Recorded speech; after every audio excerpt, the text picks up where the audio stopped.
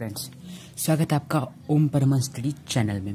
Friends, आज हम बात करने जा रहे हैं एक ऐसे टॉपिक एक ऐसे बादशाह की जो इतिहास में अपनी इंसाफ धर्म के लिए छाप भी छोड़ता है।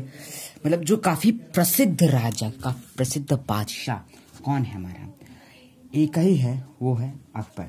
अकबर राज करना यानी कि उसका स्टार्टिंग राजकाल इसका स्टार्टिंग 1542 यानी कि 1542 के आसपास से लेकर 1605 ईस्वी तक गया था। काफी लंबे समय तक, काफी लंबे अरसे तक ये राज किया था।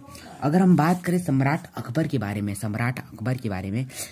तो सम्राट अकबर का जन्म हुआ था कब?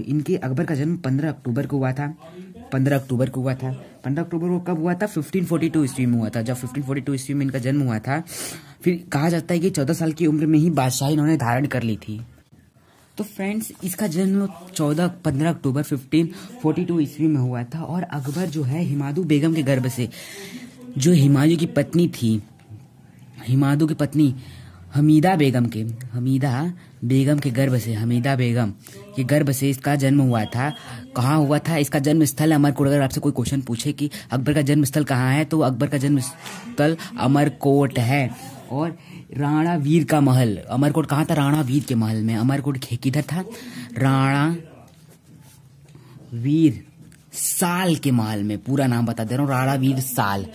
अगर आपसे क्वेश्चन पूछे कि अकबर का जन्म कहाँ हुआ था, अकबर का जन्म किसके अमरकोट में हुआ था, तो राणा वीर साल के अमरकोट में उसका जन्म हुआ था। अगर बात करें तो इसका अभिषेक जब उतरा था, अकबर का राज अभिषेक कम से कम 14 फरवरी को करवाया गया था।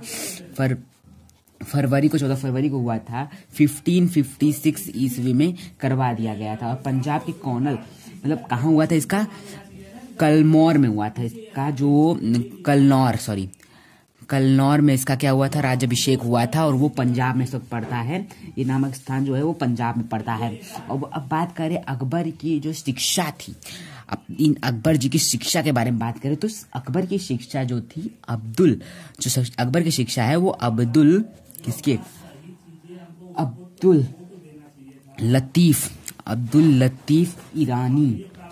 लतीफ ईरानी जो विद्वान थे, इन्होंने इसकी शिक्षा ग्रहण करते, इनके शिक्षक वही थे। और उसके बाद वहां से जब ये राज सिंहासन की उपाधि धारण किया था, उसने एक उपाधि धारण की थी, जलालुद्दीन मोहम्मद अकबर। बादशाही किसने ये उपाधि धारण की थी? जलालुद्दीन मोहम्मद अकबर। जब ये राजअभिषेक करके फिर बैठा था, जब इसने पहली बार राज सिंहासन पर बैठा तब, ठीक है। फिर पानीपत का जब दूसरा लड़ाई हुआ था, आप जानते हैं कि पानीपत के सेकंड युद्ध है। पानीपत का जब दूसरा युद्ध होता, पहला युद्ध बाबर के साथ हुआ था, बाबर में हुआ था। दूसरा जब ये युद्ध करता है, कब करता है? 5 नवंबर को करता है। 1556 में ईस्वी में करता है, जिसमें अकबर और किसके बीच में हुआ था? हेमू के बीच में हुआ था।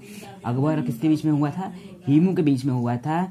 जब अगर हम कहें तो जब ये पानीपत की दूसरी लड़ाई हुई थी तो हेमू के बीच में हुआ था, अकबर और हेमू के बीच में हुआ था। तो इसके जो संरक्षक थे अकबर के, वो थे एक संरक्षक थे इनके बैरम खाजी। आप सब जानते हैं कि एक संरक्षक थे बैरम खाजी, लेकिन एक युवक ने इनको मार दिया था। कुछ लोग कहते हैं कि अकबर ने ही इन्हें मनवा दिए थे, क्योंकि उसके पास पूरी आज़ादी नहीं थी सब कुछ काम करने की। बस जो बैरम खा करता था वही कहता था वही करते थे ये, इसलिए मरवा दिए थे। और फिर कब मरा था ये बैरम खा? कब मरा था? मक्का की किसी तीर्थ यात्रा में, जब मुराब खान नामक एक युवक ना था, जिसका नाम था मुबारक खां।